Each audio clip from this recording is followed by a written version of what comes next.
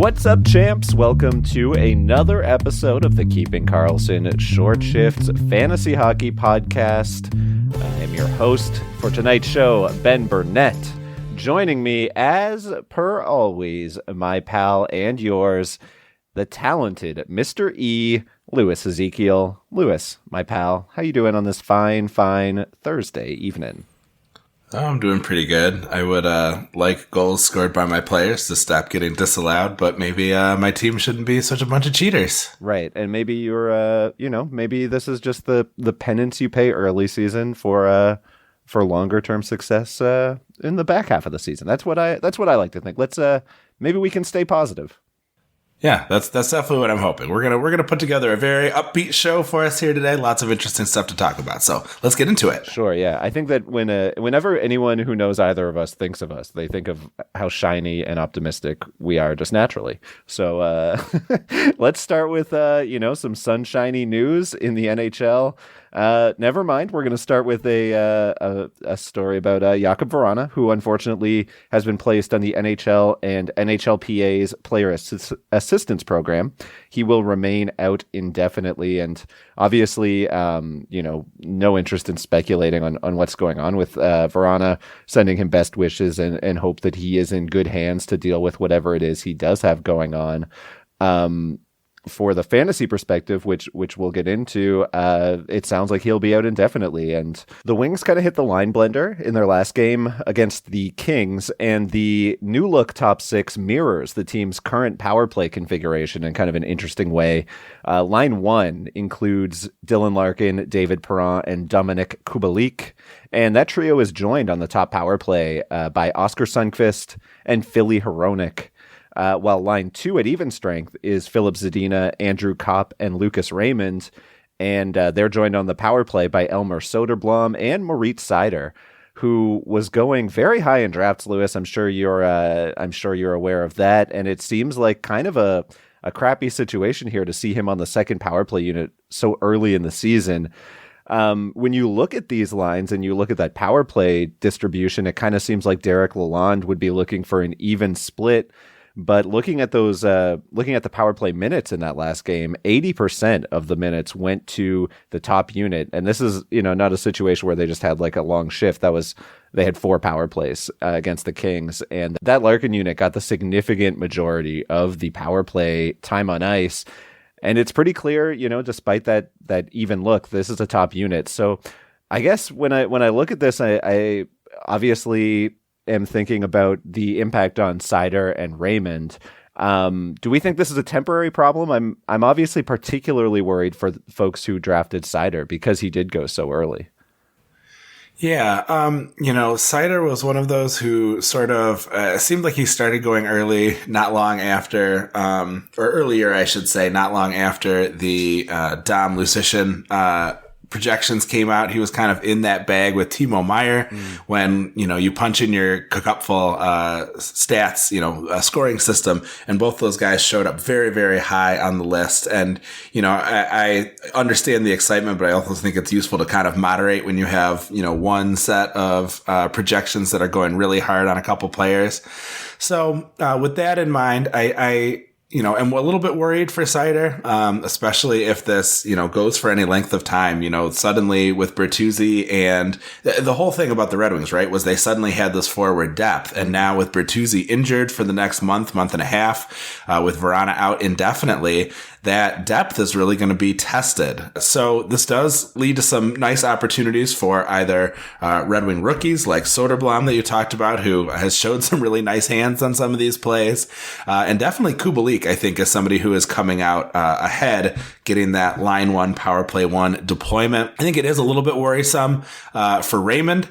As well as Seider. I think this is a hang in there kind of situation. With Seider's start, it's not like you can sell high on him. So I think you just got to hang in there and see how things shake out. I imagine this could be due for a little bit more blending as the team tries to figure out what the optimal configuration will be while these players are missing.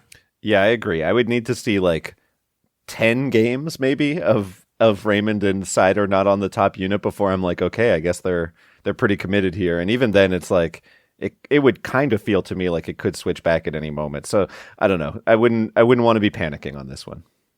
Yeah, I'm in the same mindset as you. I think this is a wait and see type situation. But it is nice, certainly for any Zadina dynasty holders to have him, up with the big league and getting a little bit more of a turn than he has in the past. So good luck to him. He's kind of been in the Verana situation only, for a younger, less established player. So, not necessarily proving himself to the coaches in the way that people hope they did. So, hoping that Zadina finds some production here soon too. Let's head over to Boston. We also have some injury news here. One of our more injured teams here to start the season. We saw Matt Grzelcyk return on Thursday. A lot of people, myself included, thought that he might slip into that power play one role, but that doesn't seem to be the case here as he starts to find his legs. Not a huge surprise necessarily, because this is a guy who, missed training camp, and probably has a little bit, more to catch up with than your average returning from injury, if it were mid-season. I definitely think that he is a very likely candidate to replace Hampus Lindholm eventually, who has been getting the bulk of the power play opportunities, but has not made any hay with those power play chances. So that's a guy to keep an eye on. If you see him on that top power play, he's only 3% rostered right now. So I think that's a pretty interesting option, especially with how the Bruins have been playing on the power play and off of it. So just a guy I think to keep an eye on to see if he grabs that spot, because he could be good for a stream for a bit. Of course, he will likely lose that opportunity once Charlie McAvoy returns. He is skating, but in a no contact jersey. We don't have a strong sense of when he might be back. And then some interesting news from Thursday was that Brad Marchand was skating in between Pavel Zacha and Jake DeBrusk, with Bergeron getting some rest. Definitely not something where we think his return is imminent.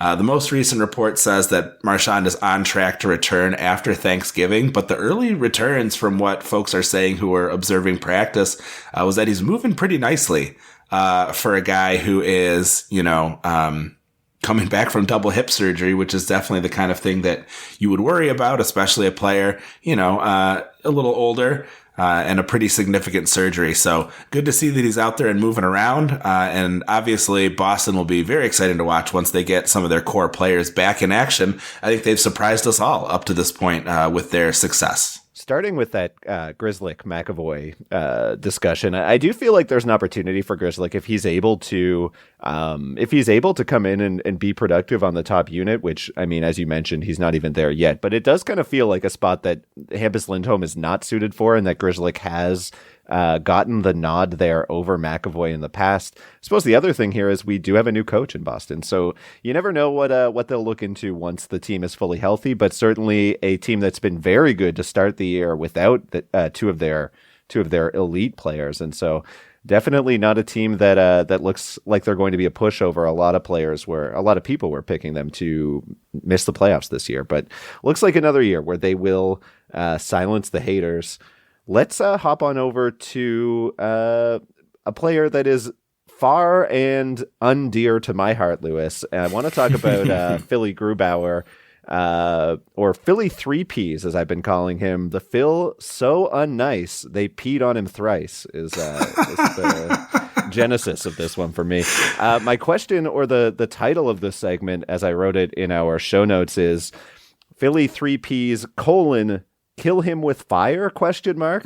Because I am just absolutely finished with this boy who one of my preseason predictions was that Seattle would provide a lot of fantasy value at a discount in drafts. And I am feeling good about Oliver Bjorkstrand and Matty Beniers so far, but I had to take Philip Grubauer on a long walk off the short pier of my Cupful team today. And while it didn't feel good at the time, it feels great now to have that weight lifted off of me. It's kind of like people say goalies are voodoo, but I like to say, except for Philip Grubauer, who I've come up with a new expression, goalies are doo-doo when we're talking about Seattle.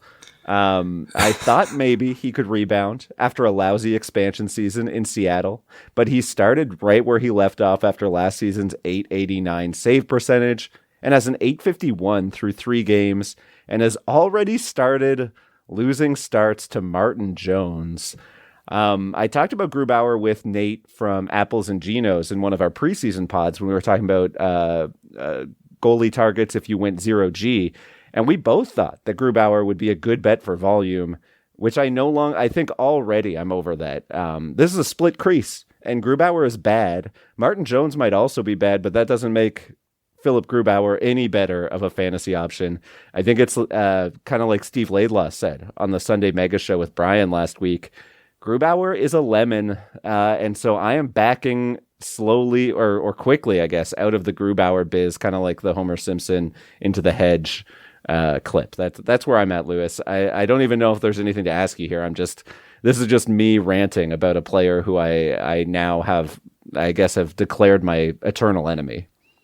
Well, it's always kind of disappointing when you hope that someone will, you stake your hopes on someone, accomplishing something during the season and they throw it back in your face. I did the same thing. One of my fantasy hockey wishes was for Matt Murray to have a healthy season, and he didn't even make it one game. So These things happen, right? When you're in the prediction business, you're gonna get some that are off. So, if he's not getting volume, then he's not getting anything for you because he has not been a good goalie, for a full season and change.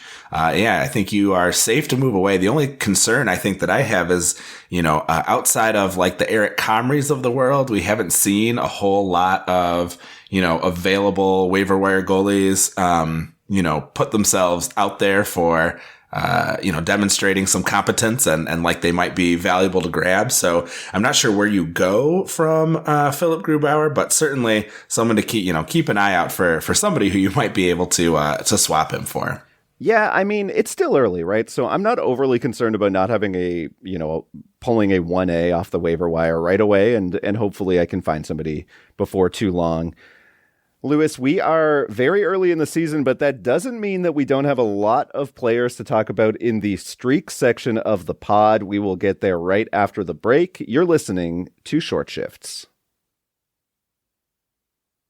Welcome back to Short Shifts. Lewis, we are hopping right on in to the streak section of the pod. It's our first of the season. Very excited to be back and talking about our streaky boys with you. I guess I'll throw it over to you to start. All right, well, this is an interesting one. I want to start with Matt Roy, who, we often like to use the transaction trends on Yahoo to identify some players who, are moving and shaking and that people seem to be interested in. So Matt Roy is an interesting one. LA Kings defenseman, if you don't know who I'm talking about. He has 3 goals in 5 games to start the season, including 2 against the Predators on Wednesday, as the Kings came all the way back to win in overtime. Preds and especially Saros owners, you may be familiar with this pattern dating back to last season of the Preds being pretty weak towards the end of games, giving up leads, and sometimes losing in overtime. So unfortunate for them. But, 3 goals in 5 games. He's managed his feet on 12 shots for a 25% shooting percentage to start the year. This has raised his career shooting mark to just over 3.5%, which is my way of saying it is very unlikely that scoring pace or shooting pace is going to continue, although he is on pace to shatter his 21-point output in 67 games last year, which was his career best. This is not a guy that folks were picking up because of his scoring. Really it has just been a nice bonus for folks who drafted him or picked him up off the waiver wire for a few games this week as a banger, where he's accumulating about 3 cupful fantasy points a game in peripheral stats between taking some shots, laying some hits, and making some blocks. I don't know that I'm necessarily rushing. I guess if I am thinking about picking up Matt Roy, I'm doing it because of the peripherals and not expecting the scoring to continue. Any scoring would just be a bonus for me, because I think that, he's going to be very hard pressed to continue to be productive in that way. So, that's really all my thinking on Matt Roy, but, he is on a hot streak here, to start the season, 4 points in his 5 games. So good on you, Matt Roy. Keep it up, but mostly people are getting you for the hits and blocks. And Lewis, why don't you just hop right into your next one, since we're already in the Sunshine State, California. I'm very good at geography and state mottos. Yes. So the Golden State, It's okay.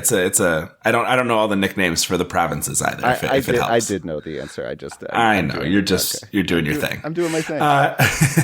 Let's talk about probably the most exciting third liner in the league. That's Gabe Vilardi, who has managed 7 points in the first 5 games of the season prior to Thursday.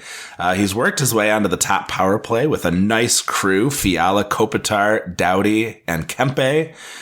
Although he has yet to earn a power play point playing with that unit. So hoping he can eventually capitalize in that position so he can hold on to it. He's not going to keep scoring on 38% of his shots the way that he has been.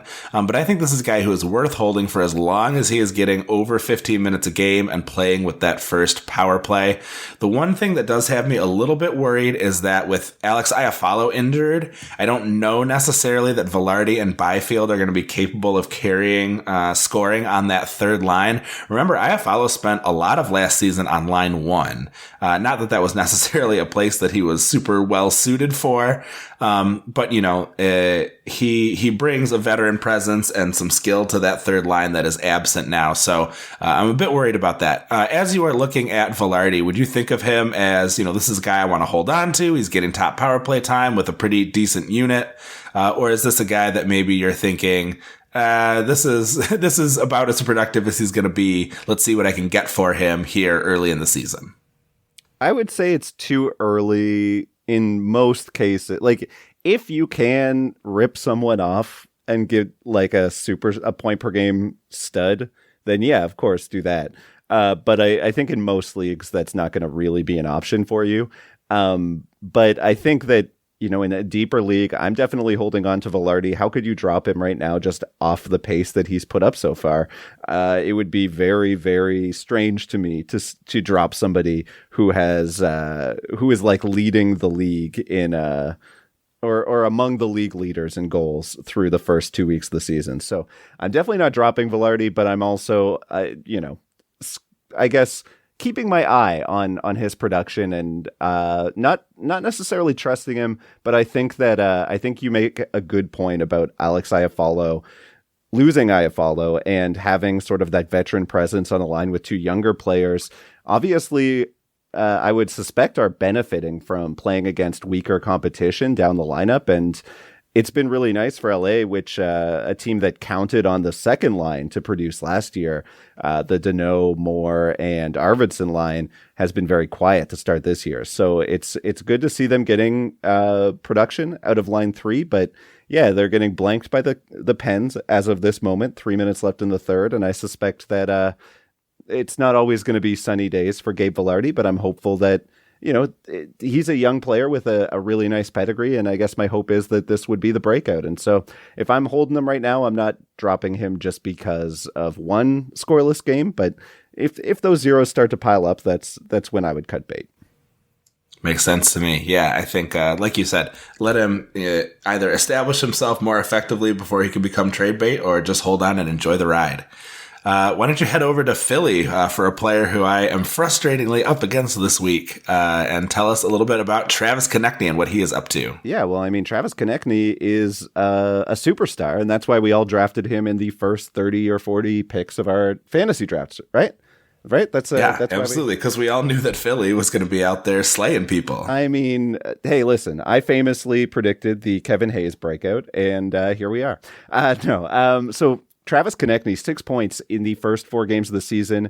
It is still early, but so many good signs so far, Lewis. Konecny playing 20-plus minutes a game, a nice 2.5-minute boost, which we love to see. 3 or more shots in 3 of his 4 games so far. And he's also getting a ton of time on ice on the power play and has 2 power play points in the first 4 games.